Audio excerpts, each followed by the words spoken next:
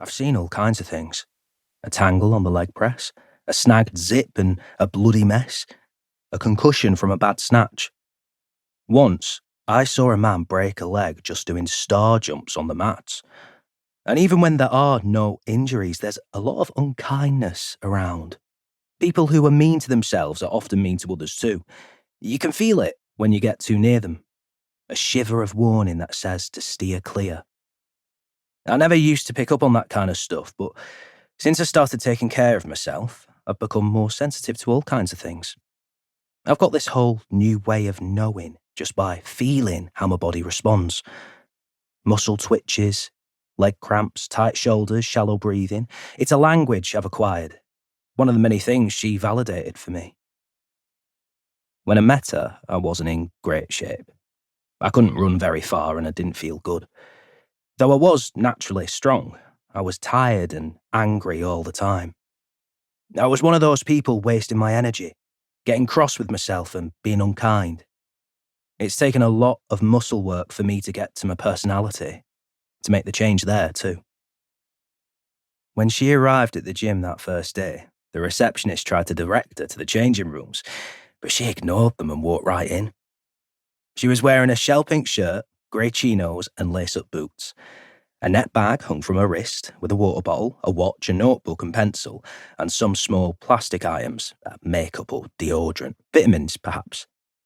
Among the grey and black machines, between the gleaming mirrors and the miniature televisions, surrounded by people in shiny leggings with go faster stripes on their shoes, she looked like something from the past.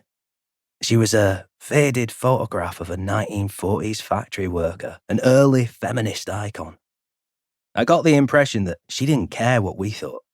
She wasn't there to play a part in someone else's spectacle because she had her own goals in mind. That's one thing she's taught me about focus. When you walk in your life path, doing your life's work, the other stuff will fall away. It's been a good lesson for me, and I feel lighter having learned it. Imagine a dog coming out of the sea after a long, cold swim. You've had a good time in the water, and now you're shaking yourself free. She looked around, and when she couldn't see what she was looking for, she came to me.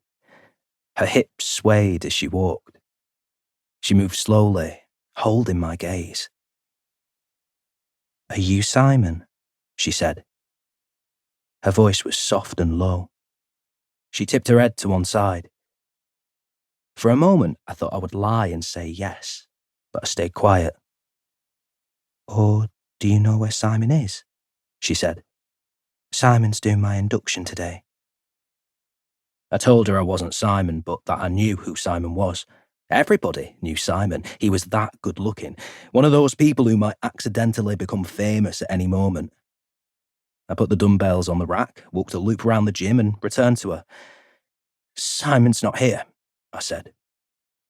My throat was dry and the words came out strange. I coughed and then apologised. All the while she looked at me. "Try the desk," I said, shifting my weight from leg to leg. Her hair was shiny. There was a flush in her cheeks. She made me nervous, but it felt good. I liked being near her, and that was something new. Most of the time, strange people make me nauseous. People in general gave me a headache. But she was a pleasant change, like a refreshing breeze. She smelled of mint and something sweet. Reaching into her little net bag, she pulled out the watch. "I'm early," she said. "I'll ask at the desk." Once again, I heard the receptionist point her in the direction of the changing rooms. Then, when Simon was finally located, he too asked if she wanted to change her clothes. "I'm fine," she said curtly. "I'm quite happy as I am." He looked her up and down. "All right," he said. "If you're sure." She dropped the watch back into the little bag. Anticipating Simon's arrival, I'd moved to the lap pull-down, put it on the heaviest setting and was struggling to keep form. I tried to steady my breathing. I didn't want it to look like hard work. At any moment, I thought, Simon would touch her, a hand on her back to guide her, an encouraging shoulder pat. The idea of it gave me a